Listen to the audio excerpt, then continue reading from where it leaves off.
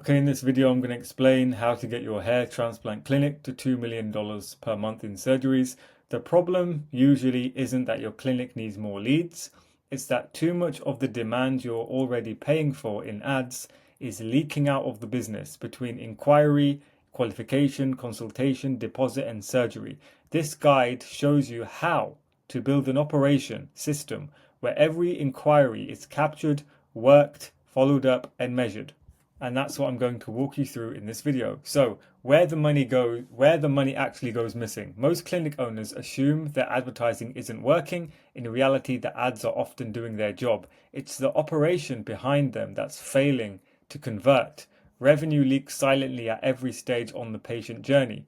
So you have each stage in this journey represents a genuine opportunity to lose a patient you already paid to attract. Before spending another pound or another dollar on advertising, you need to understand where your pipeline revenue is going. So, number one is to centralize every inquiry. You can't fix revenue leakage if you don't know where your leads are going. Inquiries from Google, Meta, or your website, WhatsApp, and other channels must feed into one central pipeline, not scattered across inboxes, spreadsheets, and staff phones. So, unified pipeline. Every lead gets a clear status: new inquiry, qualified, consultation, deposit, surgery. No leads exist outside of the system. They're all inside the system.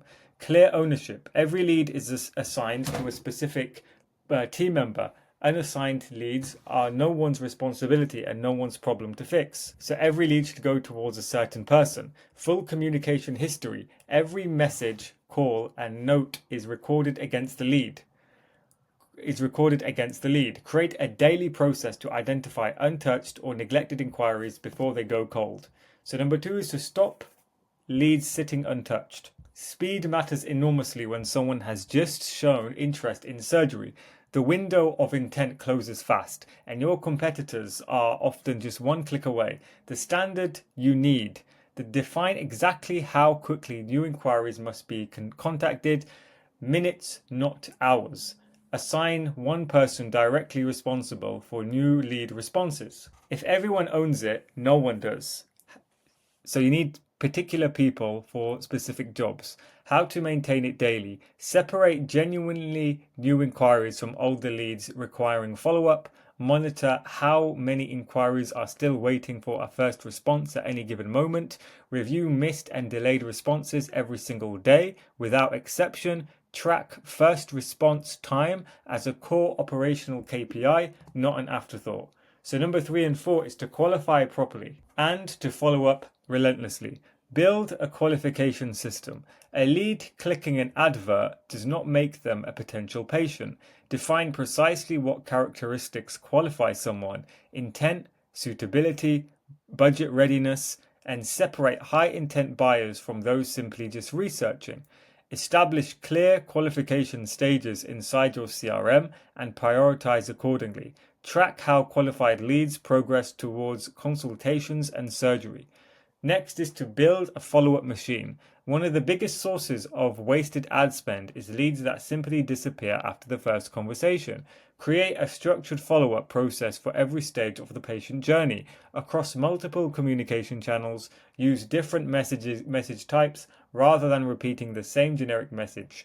Create separate follow-up sequences for hot, warm, unresponsive inquiries. Never write off a suitable prospect prematurely. Always keep following up with them. Next is 5 and 6. Fix automation and improve the consultations. So stop relying on generic automations. Automation should support your patient acquisition team, not replace it. Audit where automated messages are currently being sent and remove anything that creates an impersonal or poor patient experience. Add genuine personalization at critical journey touchpoints.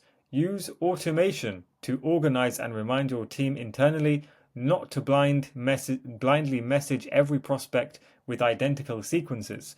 Instead, regularly compare automated interactions against manually handled conversations to identify where the proposed personal touch is being lost. So make sure that you're not just relying on automations and you have a real person taking care of it. Improve consultation quality. Getting someone onto a calendar is not enough.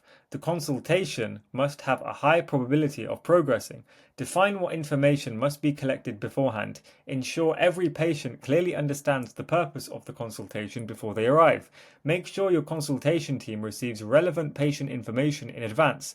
Critically, track consultation attendance, separate attendance separately from consultation booking, and measure how many consultations ultimately convert into deposits and surgeries. So, number 7 and 8 is to convert deposits and build your dashboard. So, deposit conversion process. There's a major revenue leak between a patient deciding they want surgery and actually paying. Create a defined process for patients who are ready to move forward. Make payment instructions simple and completely clear. Assign direct responsibility for following up unpaid deposits. Track every pending deposit inside your CRM, and measure the percentage of qualified consultations that ultimately pay. So this is where we help hair clinics, and this is what we do.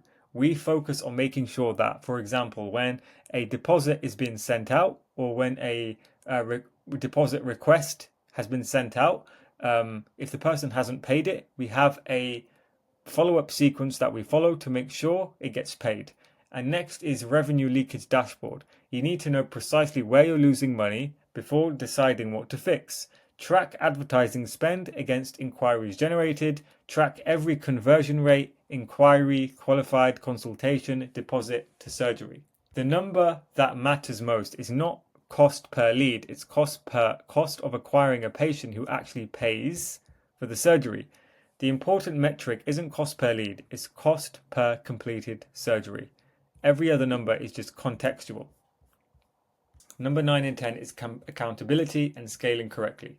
Create team accountability. A system is useless if nobody is responsible for operating it. Give every stage of the patient journey a clear, named owner. Set daily expectations for inquiry management and follow-up. Review misleads and overdue follow-ups every day. Review conversion KPIs with the team weekly. Coach based on actual pipeline performance, not opinions or feelings. And number 2 here, which is number 10, is to fix the bottleneck before buying more leads. Once the operation is measurable, stop throwing more money into the top of the leaking funnel. Identify the single stage where the largest percentage of potential revenue is being lost. Fix that bottleneck first. That's what we do. Retest the process after implementing the improvement. Only increase lead volume when your backend can genuinely handle it. Then repeat. Find the leak, fix it, measure it, and scale the demand. So, the core idea, don't spend 50k more on ads when your existing 50k is leaking patients, is leaking in patients. So you have the ads, which goes to the operations, which goes to the follow-up, and then the sales. So if you have ads going in, you need to make sure you're getting as much leads and as much surgeries and patients out of those ads by having the best operations and the best follow-ups and the best sales. That's how you turn a hair transplant clinic from a lead generating business into a patient acquisition machine. So if you need help doing this, click the link in the bio, book a call with me. I can help you on how to make sure the money you're spending on your hair transplant clinic with Google ads or Meta ads, whatever you're doing, how to make those ads more profitable by fixing your operations, having better follow-ups, and making sure as many people as possible actually pay the deposit and turn up for the surgery and become more patients. Cheers.